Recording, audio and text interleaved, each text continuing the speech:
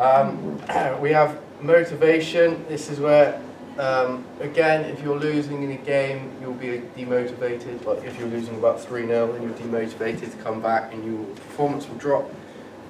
Goal setting. Oh wait, sorry, motivation in the rehab phase. This is, say your rehab isn't going very well and you're failing to complete tasks. Your motivation will go down and you won't feel as driven. Or if you're not very passionate for your sport, then you won't be motivated to go fully through the rehab. As can lead to the injury never recovering fully. And then finally we have goal setting. This is quite a key thing. Goal setting is good because if you've got a really severe injury, the rehab might be a long drawn process. And so instead of you looking at it as a long time, you can set short-term goals. This will almost shorten the whole rehab for you and feel like you're achieving something each step, so you keep motivation up, as it links in with motivation as well. Example of psychological problems affecting performance. So we've got 2, depression and lack of motivation. Depression will affect your performance as you'll be unmotivated, you'll be sad I don't think you won't be training to your full ability, and then when you're not training to your full ability, your performance will drop. You won't be able to work as a team properly. There's many different factors affecting it, as it just drops your overall drive almost, so your performance will just lack. And then we have lack of motivation. So if you're lacking motivation to win a game or go forward to win a competition, then instantly you won't have that drive and you'll get outperformed by other athletes, or you won't perform to your best of ability. Physiological and psychological responses post return to sport. How will the athlete be affected coming back to sport after being out with an injury? This depends on what injury has occurred. So, for example, if you have dislocated your knee in football, from then on forward, once you return back to sport, you'll be nervous about redislocating your knee. This could lead to you not being fully committed to the game and your performance will lack in turn.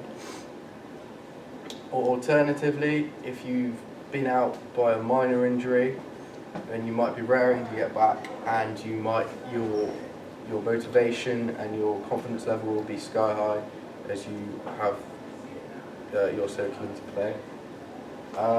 Furthermore, we have the initial response after the injury. This can affect athletes in many different ways, depending on how passionate they are to the sport. So if you've got an athlete who's truly passionate about the sport and wants to play week in, week out, 100% committed, and they get injured, this could affect them massively. It might also lead to things such as depression. Or if an athlete is not as committed to the game, then they might not be driven to start rehab properly. They might not start instantly. This could lead to the injury getting worse. Finally, what will they be feeling during rehabilitation and before going back to sport? Again, all depends on the injury. It depends how well the rehab's going. If you've got a long drawn-out rehab program, and this can demotivate you as you feel you're never going to get back. However, if it's you using goal setting and you're progressing through rehab, you'll be motivated and you'll be ready to get back. And it also depends again on how passionate and committed the athletes are to the sport they're doing. So if you've got someone who's really committed, they'll really do the rehab properly and go forward. And their confidence and motivation will be high. How these processes occur. So physiological, the processes are all revolved around the tissue. So depending on what's happened, blood clotting is appropriate when they've got open wounds. So when it's bleeding, blood clotting is in place to stop further bleeding. And then when you sprain an ankle or you sprain any sort of muscle, like ligament, your collagen is placed down and there's no it's not necessary for blood clotting to occur. So basically all that means is that the physiological responses depend, what process will occur depends on what the injury is.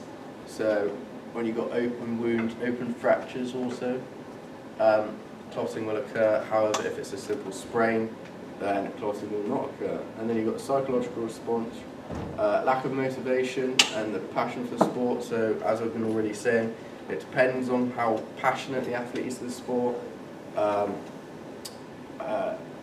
it depends how they will go forward with the injury. Lack of motivation also links into how passionate they are, if they're going to be motivated through rehab or after the injury happens.